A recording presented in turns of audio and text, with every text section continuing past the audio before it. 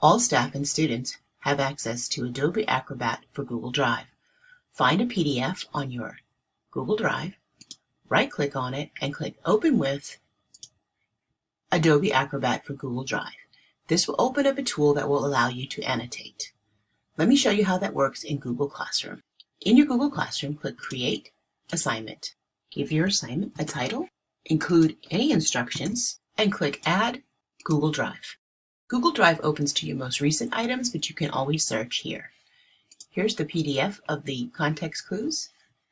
Click on it so it has highlighted in blue, and click Insert. Be sure you change this setting here to make a copy for each student, otherwise students will not be able to annotate their specific context clues assignment. So notice the name of this PDF is Context Clues 1-1. That'll be relevant when we get to the student side. Adjust any point values, due dates, as well as your topic. And assign. On the student side, here's the assignment. They click on it, they can see the instructions, and they can click on the PDF here. If they want, they can also click View Assignment to make it a little larger. All student work lives on the right-hand side. Click on your work to open up the worksheet. Once it's open, you'll see that it is not yet ready to be edited. There's just a few more steps you need to do. On the upper right-hand side, click on the three dots and click Open in New Window. This will open up a new window. From here, you will see the Open With. Click on that and click on Adobe Acrobat for Google Drive to get to the tools that you can use to complete this worksheet. Once the tool is open, the students will have access to 3 editing tools. You'll notice at the top, here's the name of the worksheet, and it puts the student name at the beginning of it. The 3 tools here are a commenting tool, which is a sticky note, a highlighter, and a pencil. We recommend students use the sticky note. They simply click on it, click in the area that they would like to put a response, and a comment window will open on the right-hand side, where students can put their response to the specific question. Once they're finished typing their response, they simply click Post. Since this tool is still highlighted, they can go to the next section and put the next response and click Post, and they can continue through the worksheet. If you need students to highlight, they would use the Highlight tool and simply drag their mouse over the items they need highlighted. They can also add a note that will correlate to their highlighting, and they simply click Post.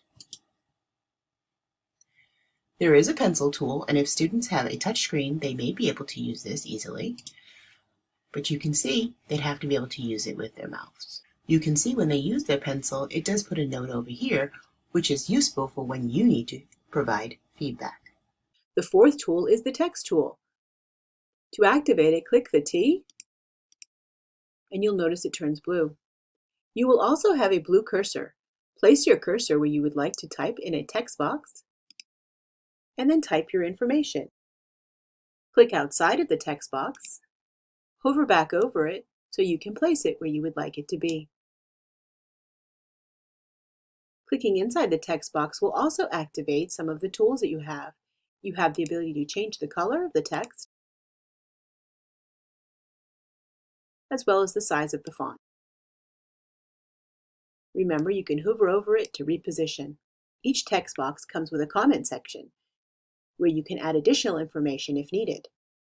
If you need to add another text box, click the T again, and place your cursor where you would like it to go.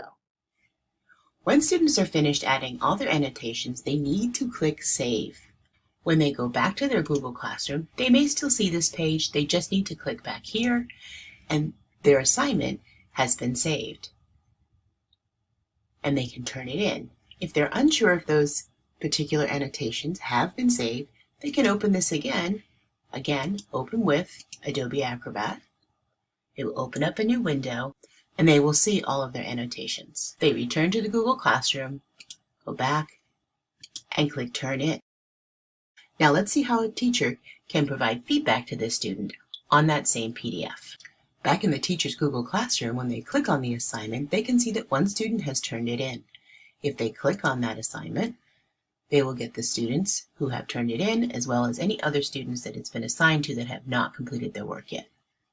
Simply click on this particular assignment, and you'll open up what's called the grading shell. Here you'll see all the students' annotations. You can click on them to provide further feedback by replying here. You can move through all of the annotations to provide feedback on individual responses. If you want to actually annotate on the PDF, as the students did, you would simply click Open with Adobe Acrobat for Google Drive and go through the same process that you saw for the student. Be sure you save any of your responses. In the grading shell, you can also provide a grade and any private comments to the student. Be sure you click Return to return the assignment to the students. I'm going to give Annie some feedback so you can see what it looks like again on the student side. If you've put any comments in the comment bank, you can call them up here as part of your responses. Be sure to use the hashtag, and any comments that you've put into your comment bank will pop up. And you click Reply. Remember, you don't have to return each student's assignment in Google Classroom individually. Once you've graded all of the students' work, you can simply click Return Multiple Submissions to return to all students. But let's just return this one, and return. Let me show you what that looks like to a student who has had it returned. Since this was returned to the student without a grade, they can open up their PDF. Again, open with Adobe Acrobat for Google Drive, and they'll see their annotation notes on the right-hand side. You'll notice here and here the places where the teacher put a comment is indicated with the number 1. So if a student opens this, they can see the teacher response.